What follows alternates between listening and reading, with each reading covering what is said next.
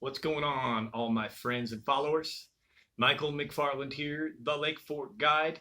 I'm going to give you a Lake Fork rundown. That's right.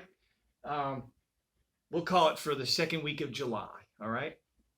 Remember, we're not doing the daily rundown anymore. We're going to keep giving you plenty of rundowns and plenty of information, but we're simply going to call it the Lake Fork Rundown instead of the daily rundown. All right. First off, thank you guys so much. If you don't know, yesterday was my birthday, and that's what I mean. Thank you. It was unbelievable. Over 200 timeline posts. I shared a post from 3 years ago.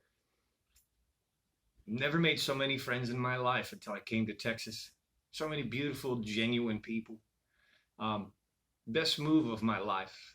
So I'm so grateful to have those kinds of friends. I'm even more grateful to know that I'm blessed from the Lord my God and put in the right place where I belong. And being your friends is just wow factor. So before we go to the board here, I just want to make sure you knew that. Thank you for all the birthday wishes. Unbelievable. 200 plus timeline shares for the stinky little old Mike McFarland. Wow. All right, the lake's in awesome shape, man. Monday was off, and yesterday my birthday was off, but I did keep lake levels for you. Monday, 402.56. We had been falling, but falling very slowly. Past few days, we've been having some weird rain systems. Not fronts, but basically, I guess, thunderstorms, big cell systems. And we've got a lot of rain in odd places. None here at my house, for example, this morning, but a whole bunch down south of the lake, south end of the lake. So in the past couple days, you'll see that it came up. 402.64 yesterday, 402.75 this morning. The middle of summer, folks. And the lake's getting fresh water, fresh rain. The creeks are flowing, bringing the lake back up. Not necessarily the best thing that could happen for my preferred offshore bite, but the very best thing that could happen to the fish, for the fish in the middle of summer. Water temperatures still way down. This morning on launch, 83.3, main lake, mid-body, surface temperature. End of the day, half-day trip. 83.8. We got rained on this morning. Not real hard, but enough to fish through. No lightning, no thunder. It was kind of nice. And yes, the fish are biting. I managed to fish maybe just 15 minutes worth. I caught 3 of them myself. Some pretty good Lake Fork specials. My client this morning with the big fish was 611. And it was a good, really good half-day trip. Had we not had the rain the first 2 hours, I think we really would have beat them up this morning. But again, the lake is in awesome shape. We're cooler, much, much cooler, 5-6 degrees cooler than we're supposed to be. And that can change really quick. One dry, hot week, and it will change instantly. What are we doing? So, I've been telling you guys some basic reports, giving you the lake level, water temperature, clarity, by the way, 1 to 3 foot visibility. Still holding very good Lake Fork green color.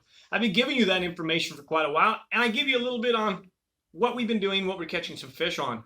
I was asked for more detail, so I'm going to do my best to give you even more detail, okay? Since we're not going to do a daily rundown, I'm going to give you a little more content in the rundown. All right, so far, today's the first trip of the week. I did have a change this morning. I'm still throwing the Sandtone stand-up piglet football shaky head, all right, in the 5/16. That's what this looks like here.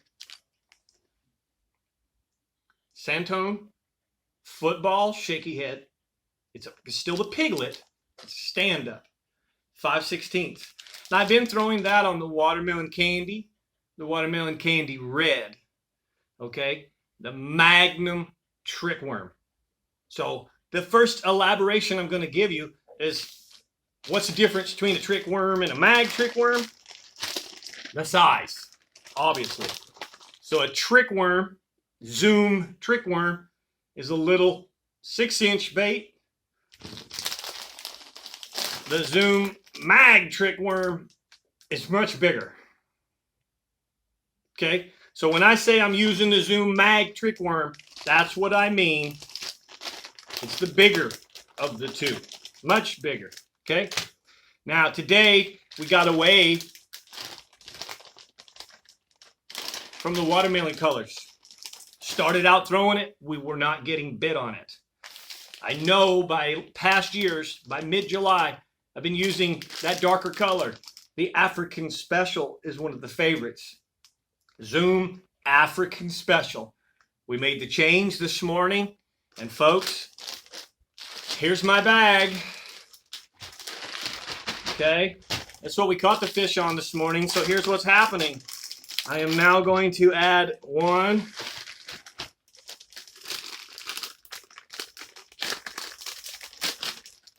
2 bags of the Magnum trick worm African Special. I am going to take my magic reaction from Real-Time Rods. I'm going to squirt a little bit of that juice in there. Let's go a little more. It don't take much. Roll that around in the bag.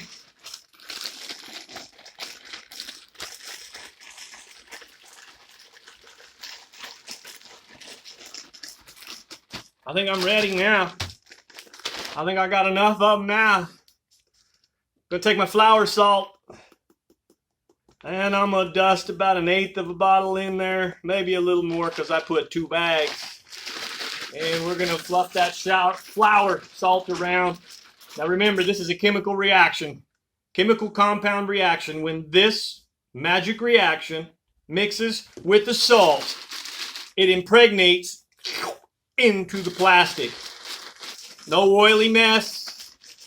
The most awesome scent additive that I have ever come across my whole life. And the best part about it, oh man, it does not stink, folks. It's like garlicky shrimp, garlicky crawfish. Oh man, no wonder it works. All right, so what did we catch our fish on today? You should be able to tell me. Somebody comment below. We caught our fish today on a 5/16 ounce Sandtone stand-up football shaky head with a Magnum trick worm, African Special, soaked with a Real-Time Rods magic reaction. That's what we'll be doing tomorrow. All right. So, a little more detail. I'm throwing that on Real-Time Rods, the McFarland Signature MB 7'3", 1225, 20-pound fluorocarbon line. Okay, and a Tatula 150.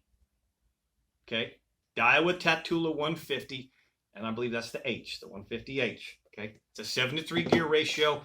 Deep spool, holds a lot of line for long casts. And that's what I throw the shaky head on. Today we were throwing that, had the boat about 17, 18, throwing up on a structure. 8 to 12 feet seemed to be the bite. The wind was pushing in hard. Again, we're still cool.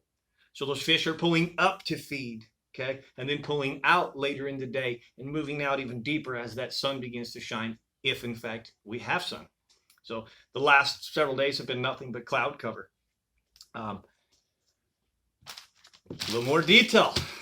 Did catch some jig fish today as well. And I want to tell you about it. So I'm basically throwing the Sandtone football jig, as we always talk about. The Sandtone football jig, 3/4 ounce. I'm off of the Pake's Perch color right now. They really seem to be in the summertime. They love the James Caldemeyer JC Spicy Craw. It's one of the best colors. I tip it with the Rage Craw Rage Tail. green pumpkin. You can use the lobster if you choose. I like the lobster in the spring when I'm looking for those big females full of eggs. It really doesn't matter quite as much now.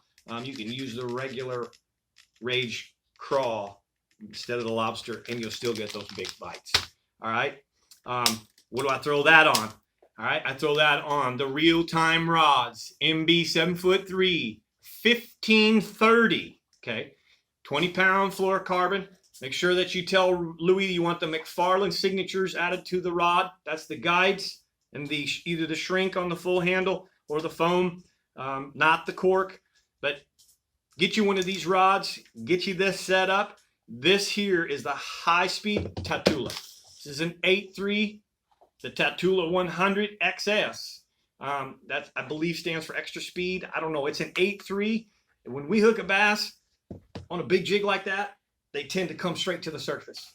And keeping up with them is very important. Once they've hit the surface, bringing them home immediately with open mouth, don't stop, is also very important. That's how we land these really big fish real quick. So that Tatula makes all the difference in the world, helps my clients out, 8.3 to 1 gear ratio. All right, that should be more detail for you. Again, today I put the boat in about 17 or 18 feet and threw up onto the escarpment, onto the underwater structure. Little bit of shell, little bit of brush piles combined, wind blown. Normally I put the boat on top, throw out and drag uphill, especially if I'm fishing shell beds. The only time that I do not drag uphill is in conditions like today with the winds blowing into a specific spot, and or if we're fishing wooded heavy timber areas. Heavy timber areas, don't try and drag uphill. You wish you never did. So anyways, that's the gist of what's going on. That is the Lake Fork Rundown. I am Michael McFarland, the Lake Fork Guide. I am 1 year older as of yesterday, and still having a blast doing what I do. So thank you so much, all of you, for watching. Thumbs up if you enjoyed today's episode. I haven't shot you a corner in a long time. Anybody knows what a corner is? A corner is usually about a 45-minute show that has a lesson in it and a bunch of things in it, sometimes even a special guest. We're way overdue, and as I slow down here, I'm going to be doing some corners, some good lessons, and I will bring some special guests. So once again, appreciate you. Comment below any questions you have. I'll do my best to get to you. I wish you all great fishing. Thank you for watching. I'm Michael McFarland, the Lake Fork Guide, giving you a Lake Fork Rundown.